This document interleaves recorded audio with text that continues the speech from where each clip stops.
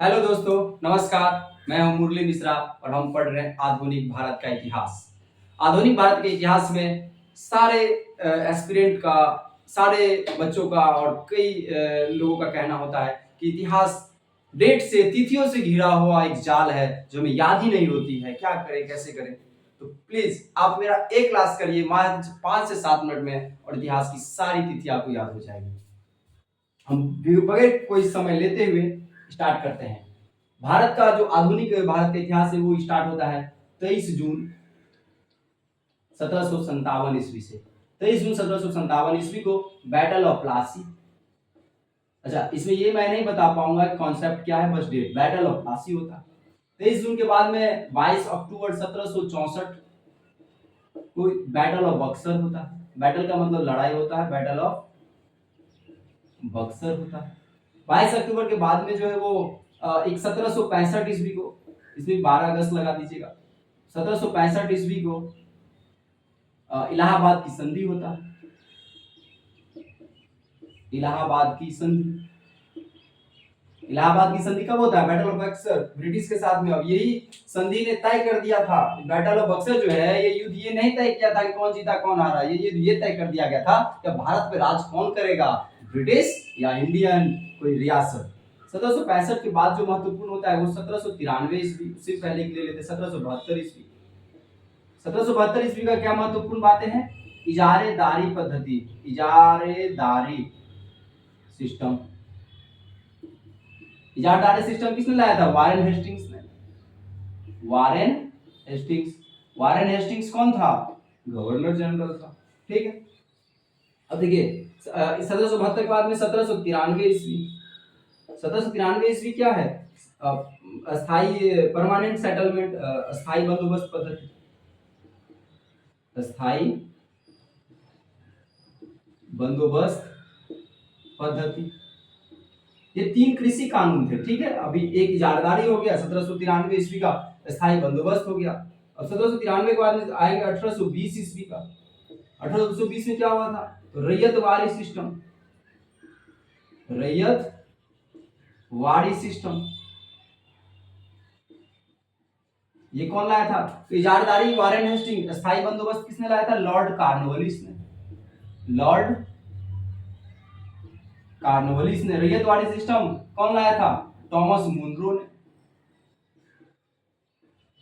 Thomas Munro ने। 1820 के बाद में 1822 ईस्वी क्या है? माहलवाड़ी सिस्टम। माहलवाड़ी सिस्टम, ये कौन लाया था? हॉल्ट मैकेंजी ने। हॉल्ट मैकेंजी ने। दोस्तों, इसमें एक भी ऐसा क्वेश्चन है जो किसी भी एग्जाम में नहीं पूछा गया और कभी भी नहीं पूछा गया या फिर कभी नहीं पूछा जाएगा। सारा क्वेश्चन पूछा गया, सारा क्वेश्चन भविष्य में भी पूछा जाएगा। 1822 के बाद में हम एक इंपॉर्टेंट ले लेते हैं 1857 ईस्वी। 1857 ईस्वी क्या होता था? प्रथम विद्रोह, भारत का प्रथम विद्रोह। वीडी सावरकर ने इसको बुक में भी लिखा था, इसका बुक का नाम दिया था फर्स्ट, पहला विद्रोह। 1857 के बाद में हम 1885 ईस्वी, 1885 से 1876 ईस्वी ले लेते हैं। 1876 ईस्वी क्या था? तो Indian national association, Indian national association, association जिस इंडियन नेशनल एसोसिएशन सुरेंद्र नाथ बनर्जी ने स्थापना किया। सुरेंद्र नाथ, सुरेंद्र नाथ बनर्जी कौन थे? तो सुरेंद्र नाथ बनर्जी एक सिविल सर्वेंट थे, और सिविल सर्वेंट ने क्या किया? उससे जब इस्तीफा दे दिए तो उन्होंने एक नया एसोसिएशन की स्थापना की, इंडियन नेशनल एसोसिएशन 1876 ईस्वी। अब इसके बाद में यहां से मैं थोड़ा मिटा देता हूं, आप पीछे करके स्क्रीनशॉट ले सकते हैं। 1870 के बाद 1876 ईस्वी के बाद सबसे महत्वपूर्ण 1885 ईस्वी में कहा जाता है ऐसा कौन सा घटना हुआ था जो इतिहास की सबसे महत्वपूर्ण घटना, ब्रिटिश के लिए बहुत ही हानिकारक घटना थी? वो था 1885 ईस्वी में आईएनसी की स्थापना। 1885,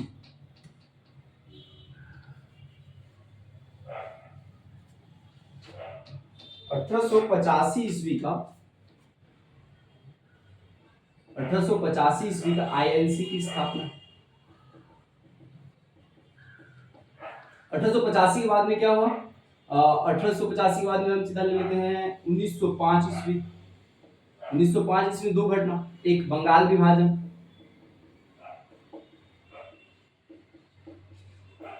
1905 ईस्वी में ही एक और घटना हुआ बंगाल विभाजन के विरोध में, स्वदेशी आंदोलन।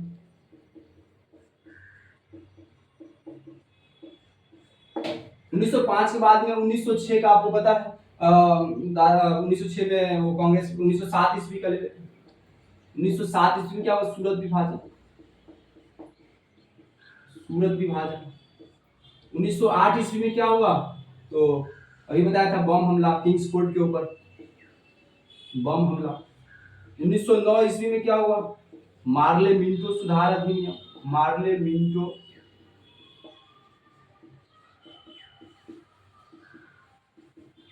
सुधार अधिनियम।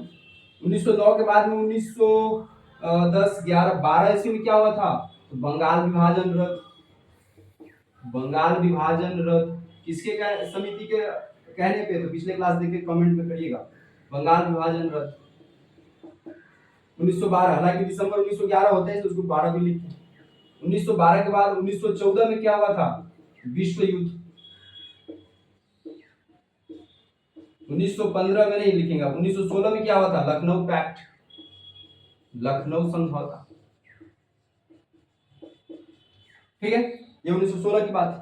1916 में एक और महत्वपूर्ण घटना है, क्या हुआ 1916 की एक महत्वपूर्ण घटना, 1916 ईस्वी की महत्वपूर्ण घटना हुआ था होम रूल लीग का स्थापना, जो अगला क्लास हम लेंगे, होम रूल लीग की स्थापना।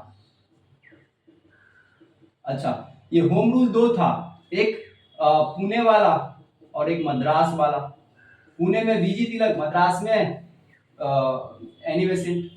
1917 ईस्वी में क्या हुआ था, 1917 ईस्वी का एक महत्वपूर्ण घटना है चंपारण सत्याग्रह, चंपारण सत्याग्रह। देश का एक सिद्धांत है गांधीवादी, वही गांधीवादी चंपारण सत्याग्रह से, चंपारण से उन्होंने अपना सत्याग्रह स्टार्ट किया था। और ये 3/20, हमारे यहाँ 1 बीघा को 20 कट्ठा बोला जाता है, 20 कट्ठा में से 3 कट्ठा पे नील का खेती करना एकदम अनिवार्य था, और इसी को खारिज करने के लिए आए थे महात्मा गांधी। लखनऊ में जाकर के राजकुमार सूद उनसे मिले थे, तभी वो 1 साल बाद आए थे यहाँ पे, और या इस कानून को सिर्फ कैंसिल ही नहीं कराया, इन्हें मुआवजा भी दिलाया इस किसान को, और यहीं से चंपारण से मोहनदास करमचंद गांधी महात्मा बन गए। 1918 ईस्वी में क्या हुआ, 1918 ईस्वी में खेड़ा सत्याग्रह हुआ था, खेड़ा सत्याग्रह।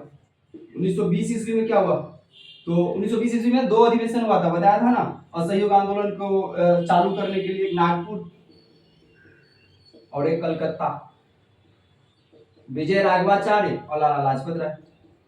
1920 ईस्वी में 1 अगस्त 1920 ईस्वी से क्या हुआ, असहयोग आंदोलन स्टार्ट भी हुआ, असहयोग आंदोलन की शुरुआत। इसी दिन एक बहुत बड़ी घटना हुआ जो मेरे दिल को हमेशा चुभता है, 1 अगस्त 1920 को बाल गंगाधर तिलक का मृत्यु हो जाता है, और उसी दिन असहयोग आंदोलन भी स्थापना होता है। तो एक बार बीपीएससी के एग्जाम में क्वेश्चन पूछा गया था कि ऐसा कौन से लीडर थे जो असहयोग आंदोलन चाहते थे पूरे देश स्तर पर, और जब असहयोग आंदोलन स्टार्ट हुआ तो वो उसमें शामिल नहीं हो सके, वो थे बाल गंगाधर तिलक। बाल गंगाधर तिलक के नाम पर भारत के पूरे भारतीय राष्ट्रीय चरखा संघ बनाया गया, जिसमें 1 करोड़ से भी ज्यादा रुपए का दान आया था। ठीक है, 1 अगस्त 1920 के बाद में 1917 का एक घटना और है, कांग्रेस वाला है, उसमें एनी बेसेंट जो बनी थी पहला महिला अध्यक्ष कांग्रेस की। 1920 के बाद में क्या हुआ, 5 या 4 फरवरी 1922 ईस्वी, चौरा चौरी घटना,